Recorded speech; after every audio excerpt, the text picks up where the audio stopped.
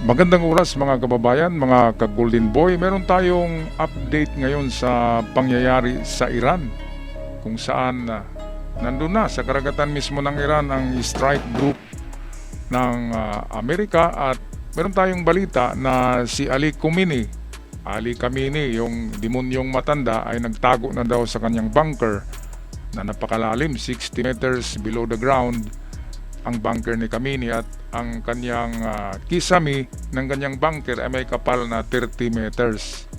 30 meters bali ano na palapag yan, mga 10 palapag ng building yan ay binuhos na konkreto, at hindi daw tatalab dyan, hindi tatagos ang anumang bunker blaster ng Amerika na mga bomba. Hindi nga tatalab, pero sa shockwave ay siguradong tostado ka dun sa loob. Dahil yung shockwave na yan ay parang naglilindol yan ng ng 10 magnitude, magnitude 10 na lindol. Para kang ginawang popcorn doon sa loob, di ba? Ng yung bunker, kahit nga hindi mapulbos yung bunker mo, pero ikaw doon sa loob ay luto ka dahil sa shockwave. Parang kang popcorn na gumagano, no? Pumuputok yung utak ni Khamenei. Okay, so eto na, ang NATO, ang kaalyansa ng Amerika, ay mayroong dalawang bansa na talagang baback up sa Amerika, sa NATO.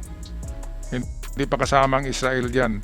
So yun yung UK at France. Ang France, kahit na yung si Macron ay ay medyo kalaban ni Trump, pero nagpahayag ng suporta si Macron kapag Iran ang atakihin. At hindi lang yan, ito palang pag-atake ni Trump ngayon sa Iran, ay majority of the Congress ay sinusulong ito na dapat tapusin na ang Iran para mawala na yung threat sa Amerika. Dahil nga gumagawa ang Iran ng nuclear arsenal, ay para lipulin, tunawin ng Amerika sa mapa sa mundo. Yun talaga ang ng Iran, ang kanyang dream na guni-guni lamang, na hindi mangyayari. Sabi naman ng Iran, kapag binomba nyo kami, bombahin namin ng Israel, ang Saudi, ang UAE at Qatar, na mga ka-allied kaalyansa ng Amerika sa Middle East. Kahit nga Israel lang, di ba, hindi niya kaya ang Israel, di ba? Nagpalipad ng Iran noon ng 200 missiles, mahigit. Ay 3 lang pumasok sa sa Israel. And then nang mag-retaliate ang Israel, ay maraming namatay na mga IRGC o mga sundalo ni Ali Khamenei. Kaya itong mga pahayag ni Ali Khamenei na mag-retaliate, yan ay bluffing lamang yan. Wala yan. Hindi yan katumbas sa puwersa ng Amerika. Wala. Panis. Kaya ito, pakinggan natin ang update, breaking news, courtesy ng One India Channel. This is a U.S.-led force projection with the possibility of selective Allied support. One NATO-affiliated military analyst went even further, claiming a U.S. strike on Iran is inevitable, arguing that decisions are already in motion, delayed only by logistics. Why now? Because inside Iran, mass protests are growing. And the regime's response Okay, has so turned doon sa increasingly loob violent. ng Iran mismo, akala natin humupa na yung protesta dyan, hindi pala Kaya lang wala tayong palaging nakikitang update, mga video, dahil nga hinuhuli yung mga nagbibideo, binabaril, at tapos brown out pa palagi, di ba? Walang kuryente, walang internet, at ang nagbigay lang ng internet niyan ay si Elon Musk dahil sa Starlink. Pero konti lang mayroong access sa Starlink doon sa Iran dahil hinuhuli, binabaril nitong mga sundalo ni Ali Khamenei, ang Supreme God. Hindi Supreme Leader yan, Supreme God yan ng Iran. Yan ang kanilang Diyos. Iba kasi ang presidente nila, iba rin itong Supreme Leader. Ibig sabihin, ang nagbigay ng basbas sa kanilang presidente ay itong matandang demonyo na si Ali Khamenei. Sana hindi tayo marinig, no? Makapadalhan tayo dito ng missile. Okay, so ito, patuloy pa rin ang pamamaril ng sundalo ni Khamenei sa mga protestors umabot na daw lahat sa 30,000 ang namamatay. Unofficial count yan. Pero ang official count ay nasa 7,000 ang namamatay. Marami na yan, ha? Grabe. Ano na yan? Genocide na yan. Kaya dapat ng kabayaran dyan ay bitayin din yung matandang yan. Kasama yung kanyang, kung sa atin pa, kasama yung ano dyan, kanyang mga senador at congressman kung sa atin. Iba kasi yung kanilang gobyerno, hindi katulad sa atin. So, ito, patuloy pang kanilang pamamaril sa mga protesters at wala tayong update sa mga bagong video dahil nga limited ang video dahil walang kuryente, walang internet. Balik tayo sa One India News Channel. Executions and crackdowns continue despite claims otherwise. Ayan, oh. Grabe. In Washington, political pressure is building. Several Republican lawmakers are openly urging President Trump to authorize strikes against Iran. Senator Lindsey Graham has been among the loudest voices, calling for decisive action, arguing that a larger response could help topple the regime and support protesters. Senador sa Amerika nagsusulong na bombahin mo na yan, Trump.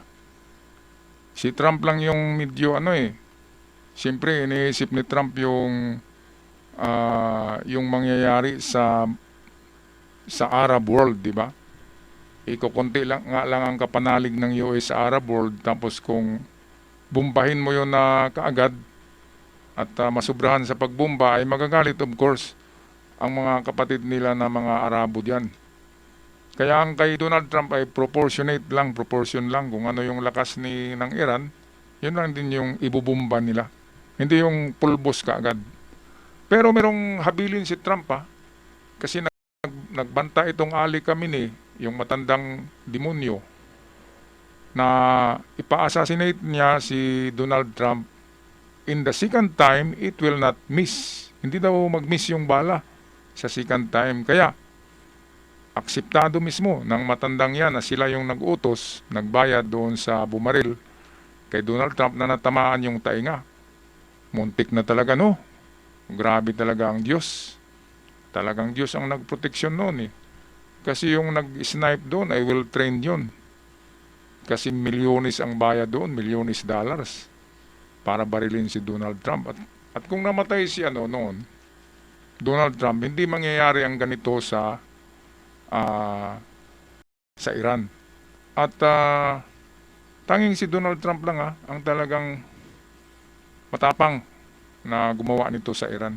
Si Biden hindi. Kaya ito na yung makikita natin kung sino ang kaalyado talaga ng Amerika sa panahon ng giyera. UK at France.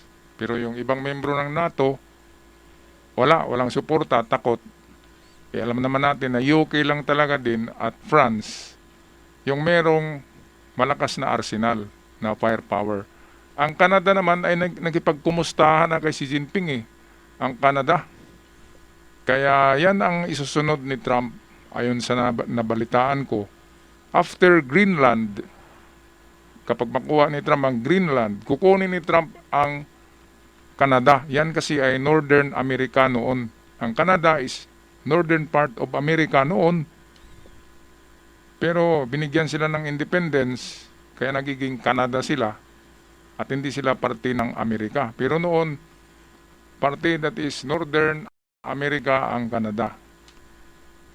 Kaya kung ganyan ang pag-iisip ng Canada ay siguradong sila yung isusunod sa Greenland ni Donald Trump. America will be great again. Yan kasi ang motto ni Donald Trump, eh.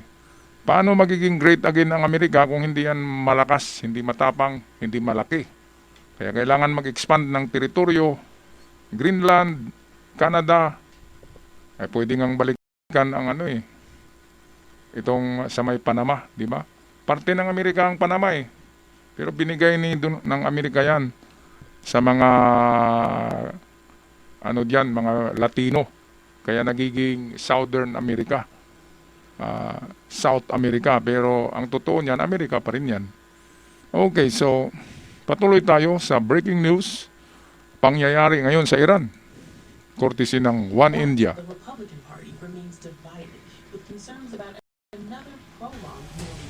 The Republican Party remains divided with concerns about another prolonged Middle East conflict. Iran, meanwhile, is not staying silent.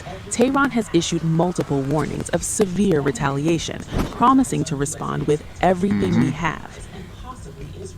That includes potential attacks on Israel, U.S. bases, regional allies, and possibly Israel. Adding fuel to the fire, Iran's Islamic Revolutionary Corps Okay, so ito yung released a video kanilang showing drone what appears to be surveillance, drone surveillance of the USS camera na Abraham Lincoln. nakuhaan yung deck ng aircraft carrier na Abraham Lincoln. Sabi nila kaya daw nila pasabugin ang Abraham Lincoln in your dreams. Paano mapasabog yan? Yung yung drone nila na nasa outer space eh.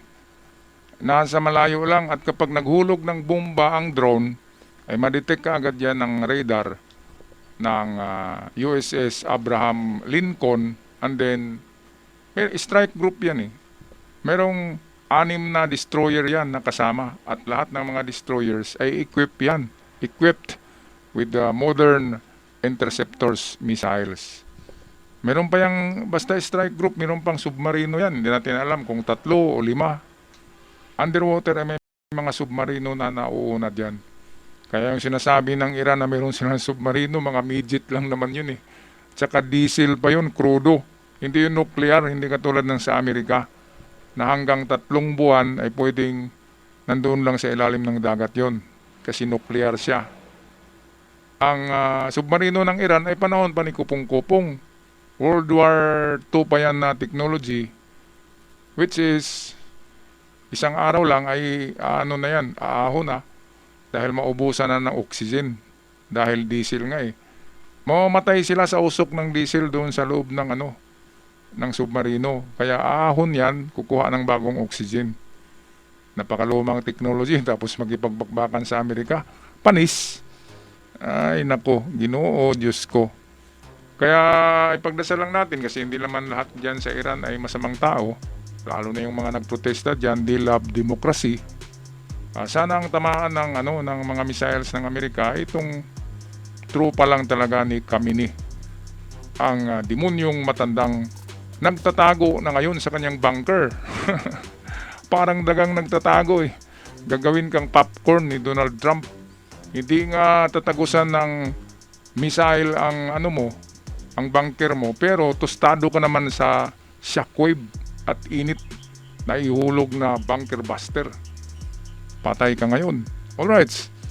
Anong masasabi niyo dito sa girian ng Amerika at Iran? Wipe out daw eh. Sabi ng Iran, kapag ginalaw sila, bumbahin niya ang Saudi, bumbahin niya ang Qatar, ang UAE, pati na Israel. Kaya ba niya? Israel nga lang, hindi niya kaya eh. Di ba? Nang nag-retaliate ang Israel noong gera nila ng Iran, maraming namatay na opisyalis ng IRGC o itong sundalo ng Iran dahil sa pambubumba ng Israel na direct hit at precision talaga, pinpoint accuracy yung pambubumba ng Israel. Anong nangyari? Diba, nagtago na naman yung matandang demonyo. Tapos ngayon, manggugulat pa siya na bumbahin niya daw ang Israel. Ang bombahin niya ay Amerika. Tingnan natin kung hindi siya pulbusin ni Donald Trump. Mga kababayan, pag-comment na lang sa ating comment section down below. Sa mga bago pa lamang napadpad sa channel, huwag kalimutan mag-subscribe. At sana, ibalik na ng YouTube ang ating monetization, hindi monetize ang channel. Dahil nga, binanatan tayo ng China, kaya nawala yung monetization. Alright, so ako'y magpaalam na hanggang sa muli. Love and peace, mga kababayan. Paalam.